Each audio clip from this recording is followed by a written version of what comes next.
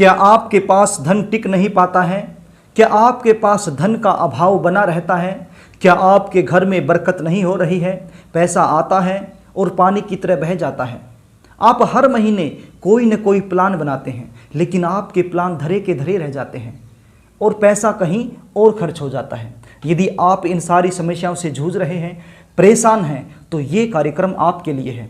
इस कार्यक्रम में आप मेरे साथ अंत तक बने रहना, क्योंकि आज मैं एक ऐसा चमत्कारी उपाय आपको बताने वाला हूं। यदि ये उपाय आप कर देते हैं तो फिर महालक्ष्मी का जो वरद हस्त है वो सदैव आपके सिर पर बना रहेगा। नमस्कार, मैं पंडित GS कौशिक दिल की गहराइयों से आपका स्वागत करता हूं आपके अपने YouTube चैनल GS घृत कौशिक में। जैसा कि आप जानते हैं, इस चैनल के माध्यम से मैं हमेशा ही आप लोगों के जीवन में चल रही विभिन्न प्रकार की समस्याओं से छुटकारा दिलाने के कारगर उपाय लेकर के आपके सामने उपस्थित रहता हूं। आज भी मैं एक ऐसा ही चमत्कारी प्रयोग आपके लिए लेकर के आया हूं। ये जो उपाय आज मैं बताने वाला हूं, ये उपाय आप किसी भी सोमवार के दिन कर सकते हैं, या फिर पंचमी के दिन कर सकते हैं, या फिर प्रदोष व्रत के दिन भी ये उपाय आप कर सकते हैं, क्योंकि ये उपाय शंकर भगवान के निमित्त है। प्रिय दर्शकों, अभी श्रावण मास चल रहा है और श्रावण मास में तो ये उपाय आप किसी भी दिन कर सकते हैं। बड़ा ही पावन एवं पवित्र मास माना गया है श्रावण मास को। शंकर भगवान को इस मास में प्रसन्न करना बड़ा ही आसान है। तो श्रावण मास में यदि ये उपाय आप कर देते हैं तो बहुत जल्द फलीभूत हो जाता है।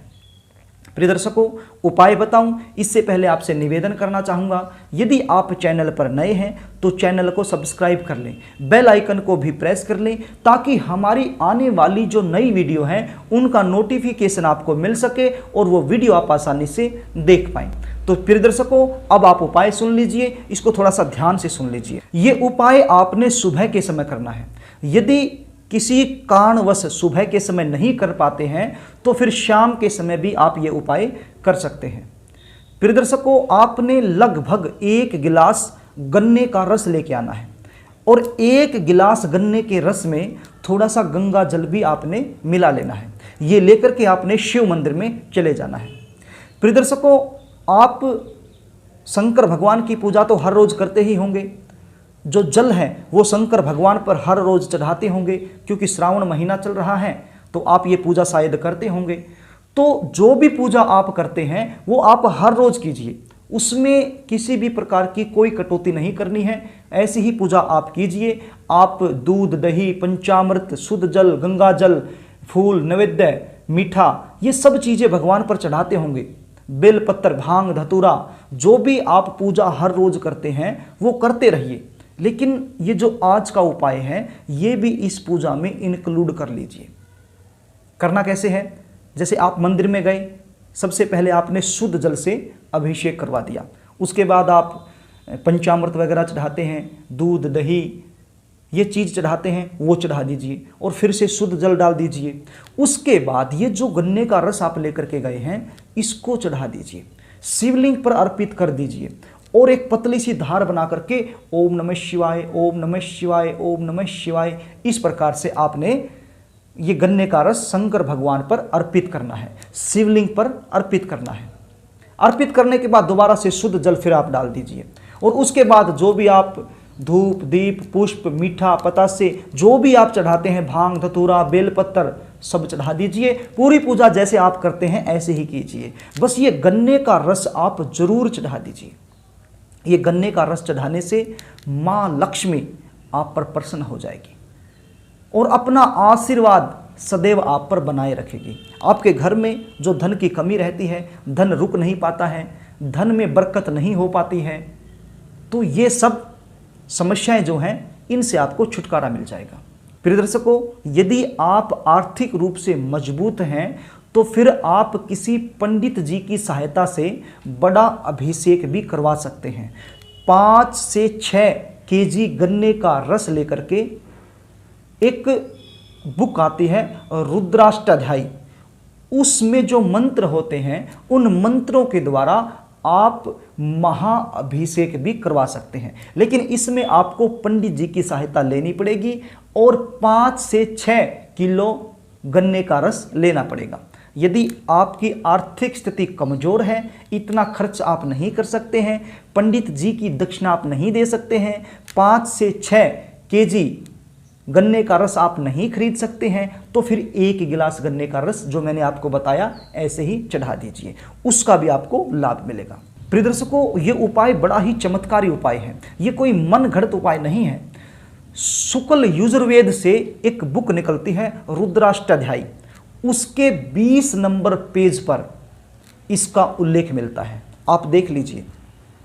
शुक्ल यजुर्वेद से एक बुक निकलती है रुद्राष्टाध्यायी, और उस रुद्राष्टाध्यायी के 20 नंबर पेज पर इस प्रयोग का उल्लेख मिलता है। उसमें साफ साफ लिखा है, यदि आप धन प्राप्त करना चाहते हैं, महालक्ष्मी को प्रसन्न करना चाहते हैं, तो फिर शिवलिंग पर गन्ने का रस अर्पित करो, मां लक्ष्मी प्रसन्न हो जाएगी और आपको शुभ आशीर्वाद प्रदान करेगी। तो प्रिय दर्शकों, बड़ा ही आसान उपाय है और बड़े ही आसान तरीके से मैंने आपको बताने की, समझाने की कोशिश की है, और आशा भी करता हूं कि आपको समझ में आ गया होगा और ये उपाय आप जरूर करेंगे। यदि आप अपनी जन्म कुंडली का विश्लेषण मुझसे करवाना चाहते हैं, जानना चाहते हैं कि जन्म कुंडली में ऐसी क्या कंडीशन बन गई है कि हमारे घर में धन रुक ही नहीं रहा है, मां लक्ष्मी हमसे रुष्ट क्यों हो गई है।